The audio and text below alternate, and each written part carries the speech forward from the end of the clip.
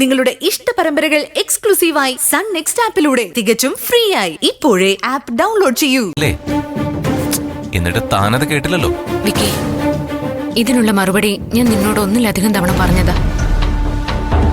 ഇനിയും എന്നെ ഇത് ഓർമ്മിപ്പിക്കരുത്. നീ ഒരു കടബാധ്യതയിൽപ്പെട്ട് നിലയില്ല കയത്തിലേക്ക് മുങ്ങി താഴുമ്പോ നിന്നെ രക്ഷിക്കാനുള്ള ബാധ്യത ഒരു ഭർത്താവെന്ന നിലയിൽ എനിക്കില്ലേ?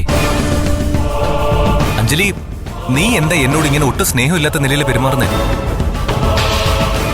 നിനക്ക് എന്തൊക്കെയോ മാറ്റമുണ്ട് അഞ്ജലി.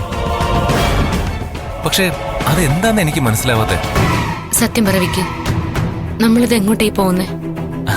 വേറൊന്നുമില്ല അഞ്ജലി, ഞാൻ അഞ്ജലിക്ക് ഒരു സർപ്രൈസ് തരാൻ പോവാ.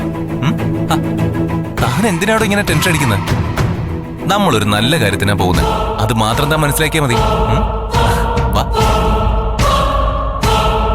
എന്ത് നല്ല കാര്യം? ഇവനെ വിശ്വസിച്ച് ഞാൻ എങ്ങനെ കൂടെ പോകും? ഇങ്ങോട്ടാണോ ഈശ്വര ഈ യാത്ര?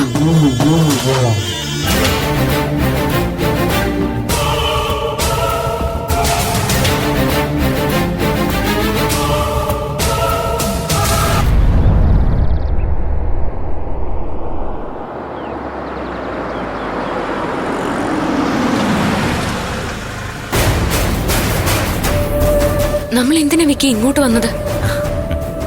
അതൊക്കെയുണ്ട്, പറയാം. നീ ഇത് എന്ത് ഭാവിച്ചാണ് വിക്കി? 25 ലക്ഷം രൂപയില്ലാതെ ആ വീട്ടിൽ കയറി ചെല്ലാൻ പറ്റില്ല. അതുണ്ടാക്കാനുള്ള ശ്രമത്തിലാണ് ഞാൻ. അതില്ലാതെ അങ്ങോട്ട് കയറി ചെന്ന ജഗന്നാഥനങ്ങൾ നമ്മളെ ആക്ഷേപിച്ച് പറഞ്ഞു വിടും.